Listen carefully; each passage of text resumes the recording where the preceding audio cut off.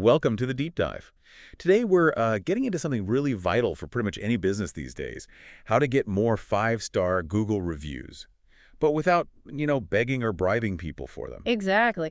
And it's easy to underestimate just how powerful these Google reviews are. Think about it. It's like the modern version of word of mouth happening constantly. Thousands and times a day, people are making decisions based on those stars. Right. And what we really want to explore today isn't about gaming the system. It's deeper than that. It's about understanding the psychology, what makes customers genuinely happy, so happy they want to share that good experience. Yeah, how do you create experiences that just naturally spark that enthusiasm? So reviews become like a genuine reflection of the great work you're doing. That's the goal. Less manipulation, more authentic appreciation. Okay, so let's kick things off with the why. Why do Google reviews carry so much weight? It feels like they've become this cornerstone of digital trust. Oh, absolutely. I mean, think about your own behavior. You search for, I don't know, a local coffee shop or a plumber. What pops up immediately with the map and the business info? The reviews, stars, comments, right there. Exactly. That integration with Google search, that prominent display, it's huge. Plus, Google has verification processes, and just the sheer volume of reviews people leave there gives it credibility. And the trust levels are really high, aren't they, compared to other platforms? Yeah, the numbers are pretty striking. You see trust levels around, what, 87%?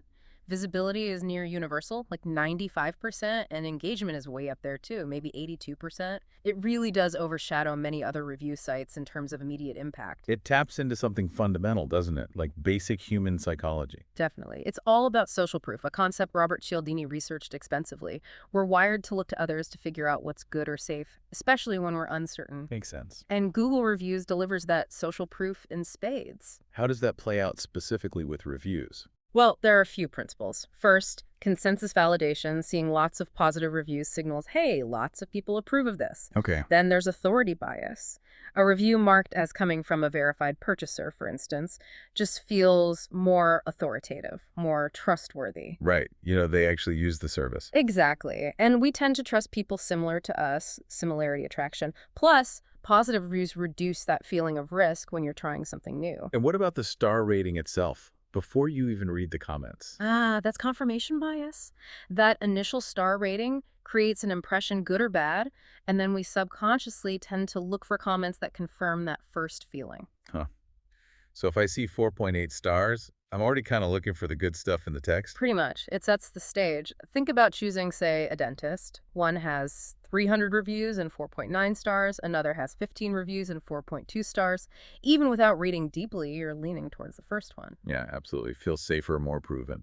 And what's really interesting is how this can become a self-fulfilling prophecy. How so? Well, if you see tons of great reviews, you go in expecting a fantastic experience. Because you expect it, you might be more attuned to the positive aspects, reinforcing your good feeling. And then you're more likely to leave a positive review yourself. Exactly. It creates this positive feedback loop.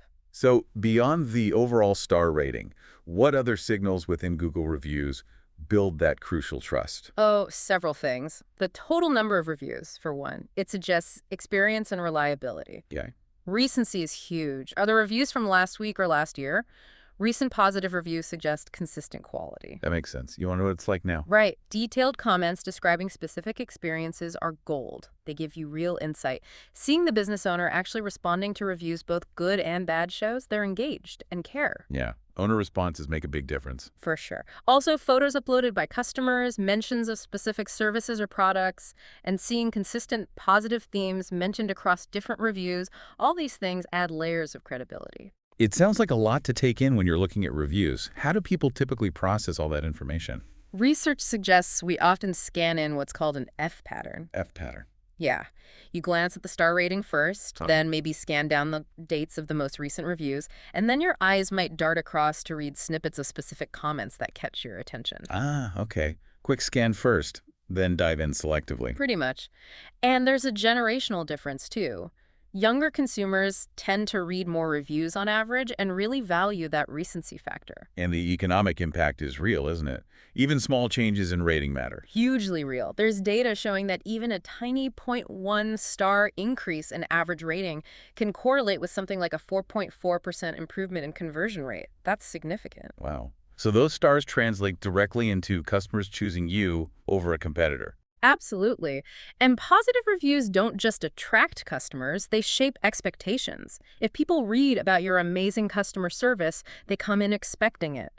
And when you deliver, that positive expectation can actually enhance their overall satisfaction. We heard about a local boutique.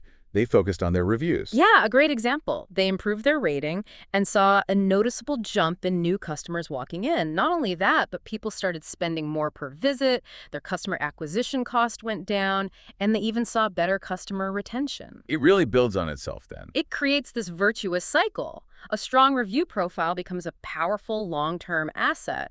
And with Google always tweaking things, adapting early gives you an edge. Okay, so the why is clear. Google reviews are massively influential. Let's dig into the how now. What's going on psychologically when someone feels compelled to leave a great review? It often comes down to the emotional experience. Think about the last time you were truly wowed by a service. Maybe a mechanic went above and beyond, explained everything clearly, maybe even cleaned your dashboard. It wasn't just that they fixed the car, it was how they made you feel. Right, valued, respected, maybe even pleasantly surprised. Exactly. That emotional peak is often what triggers someone to share. It's usually more than just competence, it's connection or unexpected kindness. And doesn't this connect to that idea about how we remember experiences, the peak end rule? Precisely. Daniel Kahneman's work highlights this. We don't remember the average of every single moment of an experience. Our memory latches onto the most emotionally intense point, the peak, and how the experience ended. So the boring bits in the middle kind of fade away. Largely, yes. For a restaurant, the peak might be an amazing dish or incredibly attentive service. The end might be a smooth payment process and a warm goodbye. Those are the moments that stick. Okay, so for different businesses, a retail store, Mm-hmm. maybe a fantastic interaction with a salesperson finding the perfect item. Could be. Or a really easy, pleasant checkout. For a doctor's office, maybe it's the doctor taking extra time to explain things clearly, or the friendly efficiency of the staff at the end. In these peak moments, they don't have to be huge gestures, right? Not at all. Sometimes the most memorable peaks are small, thoughtful touches. A hotel remembering it's your anniversary, a service provider tidying up unexpectedly. It's about showing you care in a tangible way. What are the core emotions driving this? You mentioned feeling valued. Gratitude is a massive driver. When a customer feels genuinely seen, heard, and appreciated, there's often a natural desire to reciprocate that positivity. Leaving a glowing review feels like a way to say thank you. Like that example of the bookstore owner who remembers your taste and recommends the perfect next read. Exactly. That creates a cascade, feeling understood, feeling special, feeling grateful, and then there's surprise and delight. Ah, the unexpected positive. Yes. When a business delivers something positive that the customer wasn't anticipating, goes above and beyond the standard expectation, it creates a memorable wow moment. We're often motivated to share surprising experiences, good or bad. But it needs to feel genuine, doesn't it? You can't just script surprise and delight. Absolutely not. Authenticity is paramount. People have pretty good BS detectors. Yeah, they do. Authentic moments come from a few key things. Truly recognizing individual customer needs, not just treating everyone the same. Being transparent about your processes and pricing. Delivering consistent quality every time. And combining that reliable foundation with genuine, unscripted moments of authentic care. That's where the real emotional connection happens. That combination sounds powerful. Authentic care plus exceptional moments. That's the sweet spot for earning those heartfelt, detailed 5-star reviews. Okay, so understanding the psychology is one thing. How does a business actually design its customer experience to make these review-worthy moments happen more often? It starts with realizing that literally every touch point is an opportunity. From the moment someone first hears about you or lands on your website, all the way through to any follow-up after the sale. You mean mapping out that whole journey? Exactly. Okay. Thinking intentionally about each stage. There was this boutique owner in Portland who noticed something interesting. Oh, yeah. She realized that customers who ended up having longer, more in-depth conversations with her staff were far more likely to leave positive reviews later. Huh. So connection equaled reviews. Pretty much. So she redesigned parts of her customer experience to actively encourage those kinds of interactions, training her team not just on products, but on building rapport. And her reviews and sales improved significantly. That's fascinating. So it's about consciously crafting shareable moments. Yes. Think about a luxury hotel chain. They might identify that the arrival and departure are key end moments according to the peak end rule. Right. So they invest heavily in making check-in seamless and welcoming, and checkout efficient and appreciative, maybe with a small parting gift. Those refined touch points can significantly boost overall satisfaction ratings. So let's break down that customer journey, pre-purchase. How does that impact potential reviews? That's all about setting expectations and first impressions. Think about a medical practice. If their website is confusing or scheduling is difficult, you're starting off negatively. But if they provide clear instructions, maybe even welcome videos introducing the staff before your first visit, that reduces anxiety and sets a positive tone. Okay, then the initial contact walking in the door, the first phone call. Crucial for setting the emotional tone.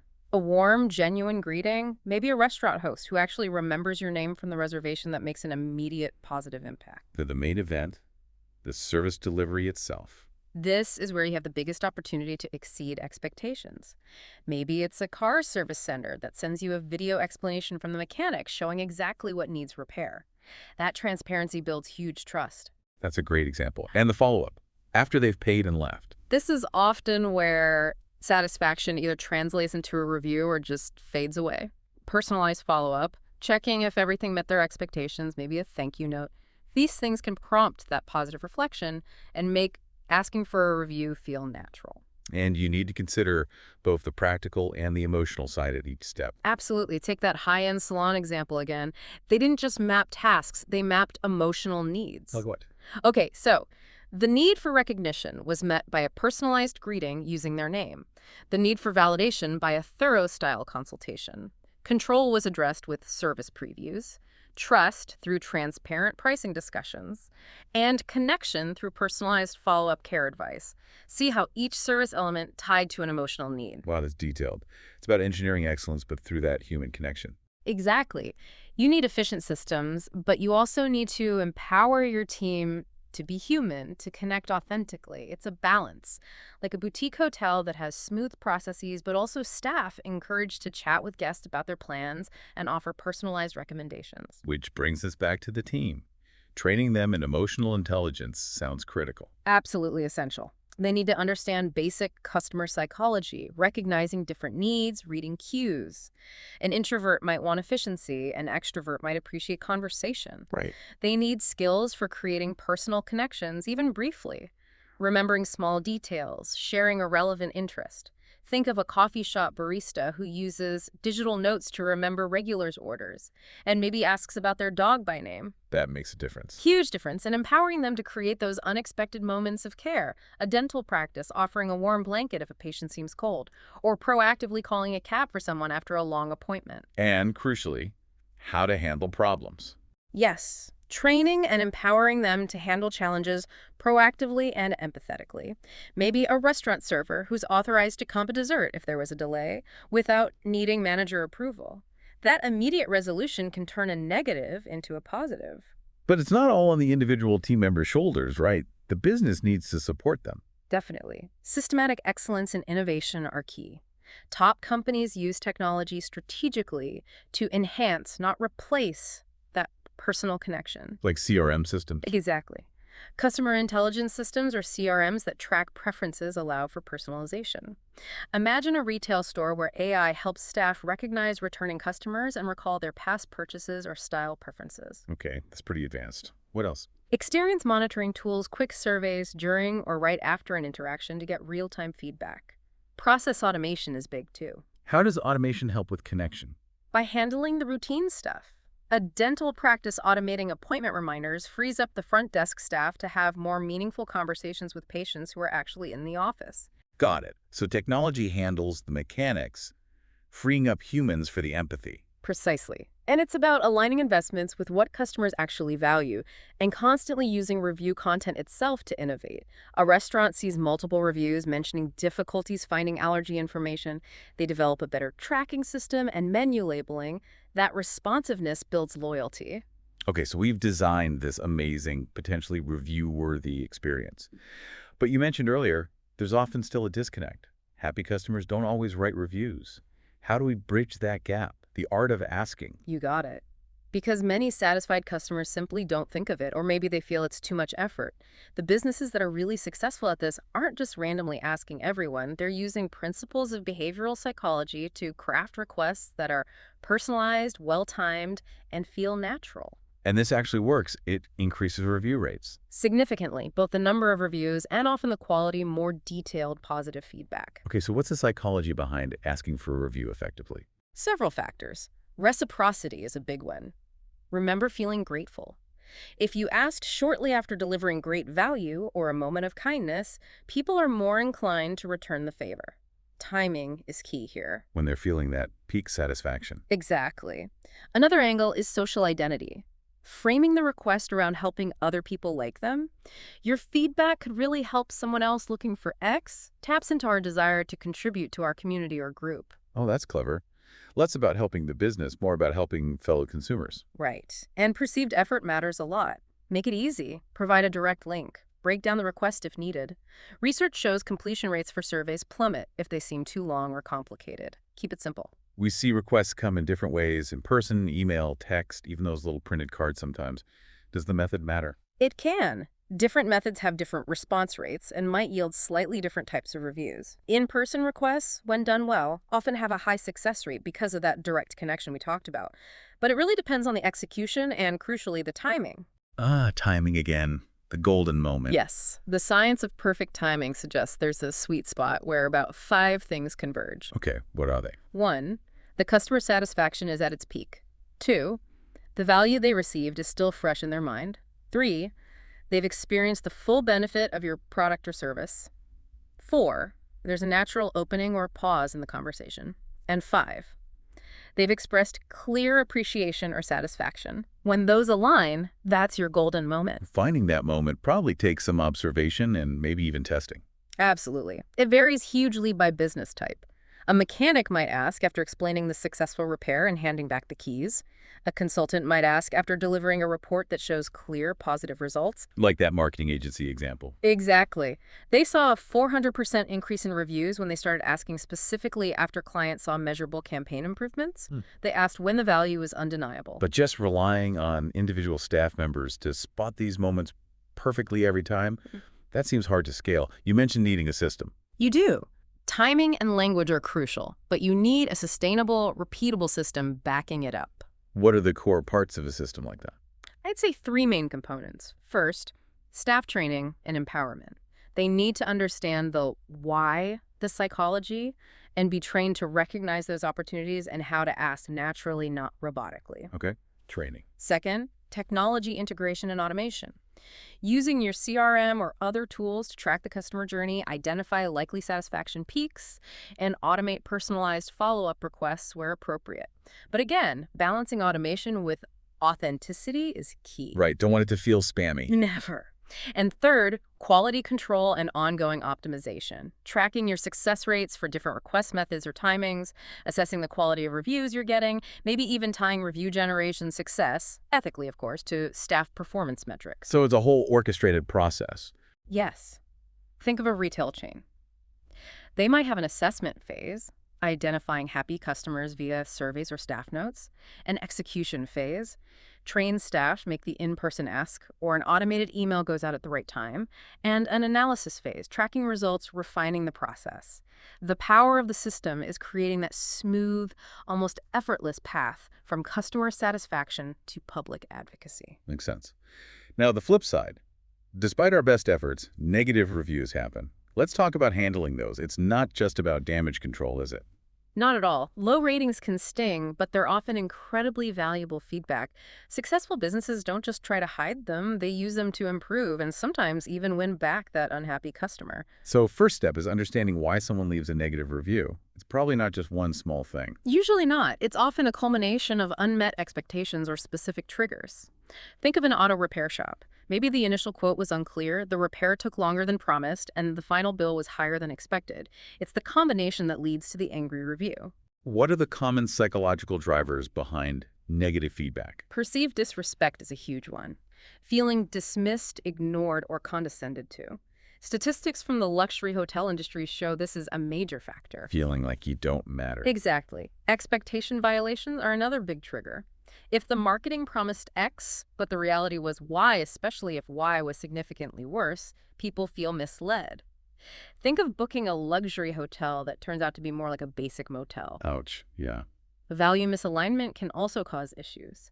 If a restaurant heavily promotes its sustainability practices, but a customer sees wasteful behavior, that disconnect can prompt a negative review. Communication breakdowns are frequent culprits: lack of clarity, unreturned calls, confusing instructions. Right. And finally, emotional investment. The more time, money, or emotional energy someone invests, like planning a wedding and hiring a photographer, the stronger the negative reaction if things go wrong. Okay, so someone leaves a negative review. How do you respond in a way that actually builds trust rather than making it worse? This is critical because your response is visible to everyone, not just the original reviewer. It can often be more influential than the criticism itself. So timing matters. Yes. Respond reasonably quickly, ideally within a few hours, maybe up to a day. Don't let it fester. And the content of the response. The absolute first step is genuine acknowledgement. Even if you disagree with their interpretation, acknowledge their experience and their feelings. Start there. Don't get defensive immediately. No, that's the worst thing you can do. I saw a great example from a boutique hotel manager. Their response started by thanking the guest for the detailed feedback, specifically acknowledging the points raised like noise from the street or slow room service. Okay. Then, crucially, they didn't make excuses. They took responsibility, explained the specific steps they were taking to address the issues, like improving window soundproofing, retraining staff, and personally invited the guest to contact them directly to discuss it further and perhaps arrange a future stay to demonstrate the improvements. That sounds really effective. Acknowledgement, specific action, personal responsibility, offer solutions, invite dialogue. That's the framework. It shows you're listening, you care, and you're committed to doing better. It reassures potential future customers reading the exchange. Is it really possible to turn these critics into fans? Like actually make them advocates? It is, but it often requires going significantly beyond just fixing the initial complaint. You need to create a positive, lasting emotional connection. Yeah. Some companies have dedicated programs for this. A luxury car dealership had a Critics to Champions initiative. When a customer had a major service issue and complained, they didn't just fix the car. What else do they do? They often went above and beyond, maybe providing a top-of-the-line loaner car, detailing the customer's vehicle meticulously upon return, and having a senior manager personally follow up. They aimed to exceed recovery expectations. They also focused on personal connection, assigning a specific service advisor to stay in touch. And they made a point of demonstrating systematic improvements based on the feedback, maybe through "you spoke, we listened" communications. They reportedly turned around 40% of those initial critics into positive advocates. That's impressive. Exceed recovery expectations, personal connection, demonstrate improvement. Those are the key elements. It takes effort, but the payoff in turning detractors into fans, or at least neutralizing the negativity, can be huge. So responding well is crucial. Turning critics is possible, but ideally, you want fewer negative reviews in the first place. What about systems for prevention? Absolutely. Proactive measures are always better. This involves building systems for early warning detection, Like what? monitoring social media mentions in real time, encouraging staff to report potential issues immediately, using quick poll surveys during the customer journey to catch dissatisfaction early. Okay, catching problems before they blow up. Exactly. Then, having rapid response protocols, empowering frontline staff to resolve certain issues on the spot without needing layers of approval. That restaurant chain where servers can immediately fix a minor order mistake or offer a complimentary item, that prevents small issues from escalating. Makes sense. Immediate resolution. And finally, having continuous improvement cycles baked into your operations. Regularly analyzing all feedback reviews, surveys, complaints to identify recurring problems or systemic weaknesses, and then making concrete changes to address them. Using the feedback loop for genuine enhancement. Some companies are even using AI for this now. Yeah, predictive analytics. Some hotel chains use AI to analyze guest data and past feedback patterns to predict which guests might be at higher risk of having a negative experience, allowing staff to provide proactive attention or perks to mitigate potential issues. Fascinating. So wrapping things up, if you want to build a top-rated business on Google, what are the absolute key takeaways? Ultimately, it comes down to, I think, consistency, responsiveness, and a genuine ongoing commitment to improvement. It's not about quick fixes. Right. Businesses that achieve and maintain high ratings consistently see significant growth and demand. It really requires mastering those pillars we've discussed, So there. understanding the customer psychology, intentionally designing excellent experiences, developing smart ethical systems for review generation, managing all feedback constructively, and constantly evolving. And building those comprehensive systems seems vital, the ones that balance technology with that indispensable human touch. Absolutely. The best systems use technology to enable better human interactions, not replace them. Think of that medical practice automating reminders so staff can focus on patients, or the automotive group using CRM data for personalized service follow-ups. Looking ahead, how do businesses future-proof this? Is the landscape changing? It's always evolving. Embracing AI for insights and personalization will be increasingly important, but also thinking beyond just traditional text reviews. Like what? Video reviews are becoming more popular, voice feedback might grow, platforms are incorporating more interactive elements, enhanced visuals. Businesses need to stay adaptable and focus on authentic community engagement wherever those conversations are happening. So the core principles remain, but the tools and platforms might shift. Exactly. Your reputation is dynamic, not static. The investment you make today in psychology, experience design, feedback systems, it creates compound benefits over time. It's about building a sustainable competitive advantage. A powerful thought to end on. Reputation isn't just managed, it's earned, interaction by interaction. Precisely. Make every customer interaction count.